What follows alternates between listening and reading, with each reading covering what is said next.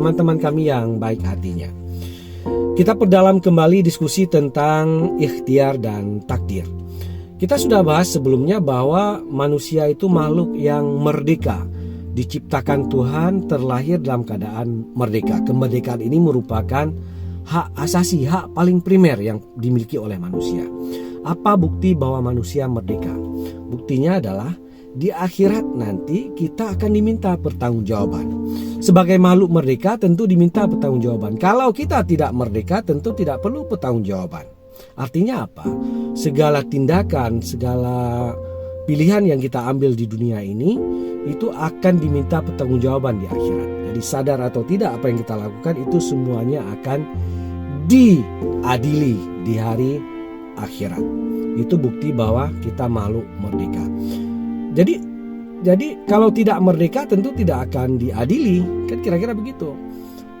Jadi kalau sejak lahir kita sudah ditentukan masuk neraka, untuk apa diadili lagi? Sejak lahir belum melakukan apapun sudah ditulis di sana masuk neraka. Kenapa harus diadili? Seseorang diadili kan karena dia melakukan sesuatu melalui pilihan-pilihannya, makanya diadili. Karena dia bebaslah melakukan itu berdasarkan keinginannya, makanya diadili.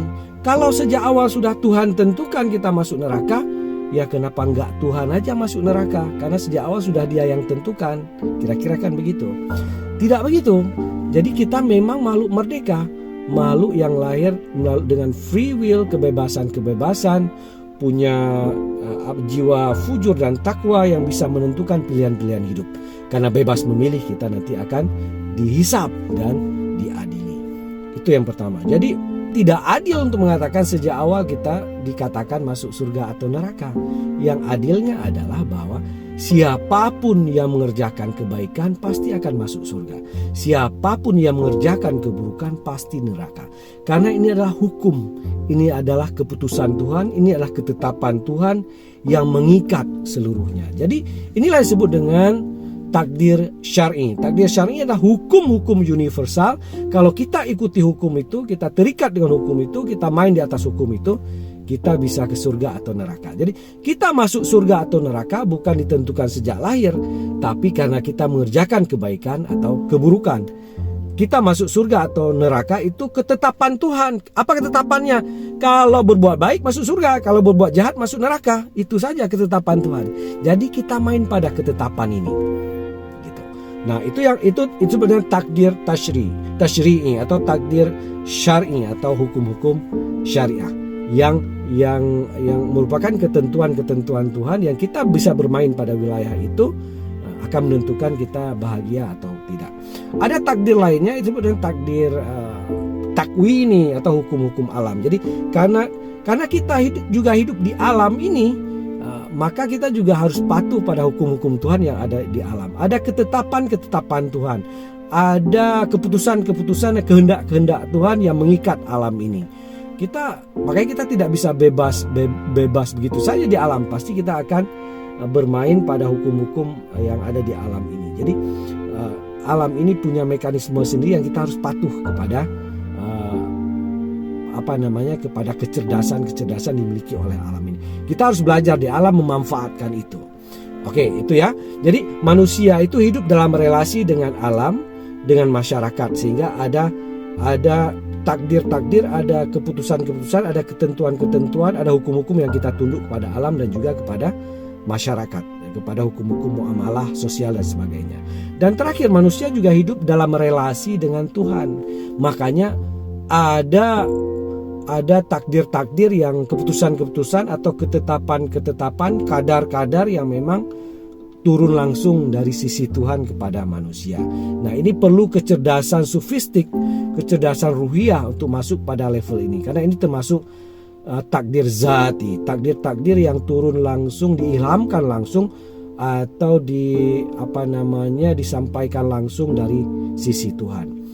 Apa contohnya?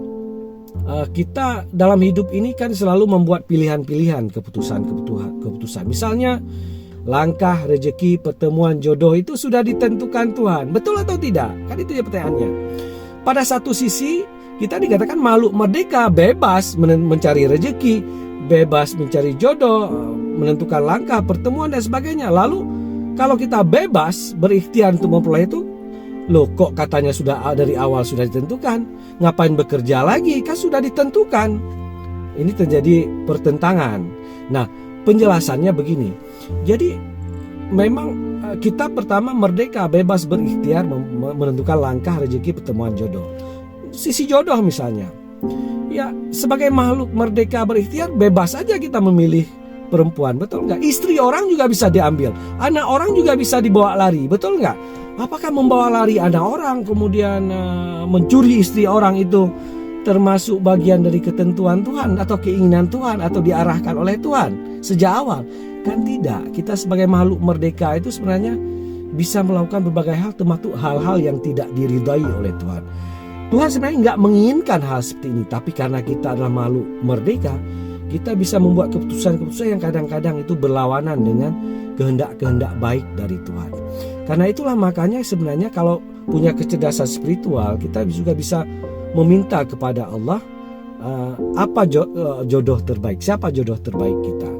Kita juga bisa meminta kepada Allah rezeki apa, sektor mana, atau bentuk rezeki apa yang terbaik buat kita. Nanti Allah sendiri akan menyampaikan kepada kita lewat vibrasi-vibrasi spiritual, akan membukakan petunjuknya bahwa ketetapan dari Tuhan itu datang kepada kita. Akan disampaikan bahwa ini jodohmu yang baik dari 1, 2, 3, 4, bahwa inilah jodohmu.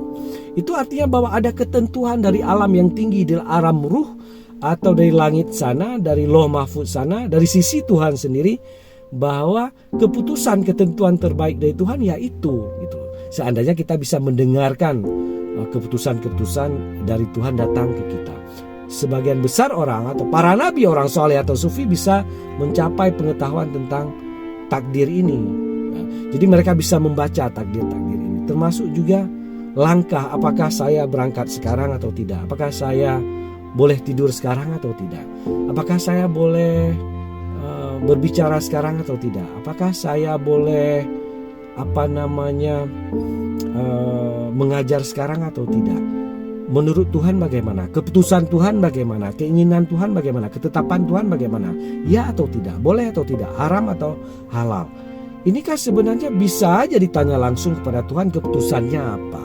Karena Allah lah pimpinan kita yang tertinggi, dialah yang maha tahu segala, dialah yang maha menginginkan kebaikan kepada kita. Ya tanya langsung kepada Allah apa keputusannya.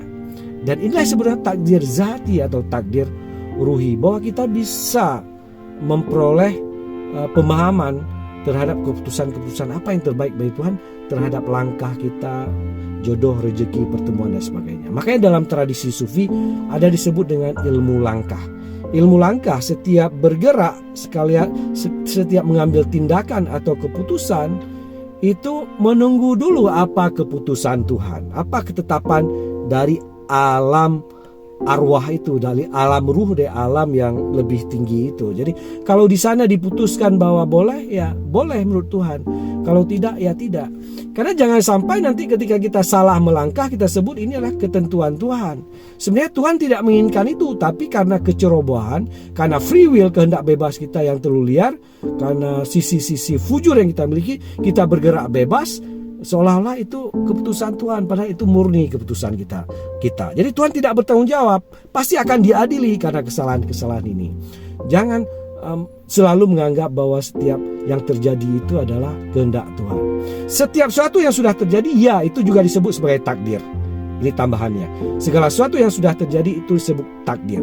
Tapi ada sesuatu yang terjadi karena keinginan kita sendiri, ada yang terjadi karena memang diinginkan, sudah kita tanyakan kepada Tuhan itu baik dan boleh. Ini disebut dengan takdir yang baik, untung yang baik. Sesuatu yang terjadi yang sebenarnya tidak diinginkan oleh Tuhan, malah dimurkai oleh Tuhan, ini disebut dengan takdir atau kada atau untung yang buruk. Jadi halusnya dalam beragama kita memahami sisi spiritual ini, sehingga tidak salah melangkah, menjadi benar dalam melangkah, tidak terjebak, dan selalu berada dalam bimbingan Tuhan. Karena Tuhanlah sebaik-baik pembuat keputusan. Assalamualaikum warahmatullahi wabarakatuh.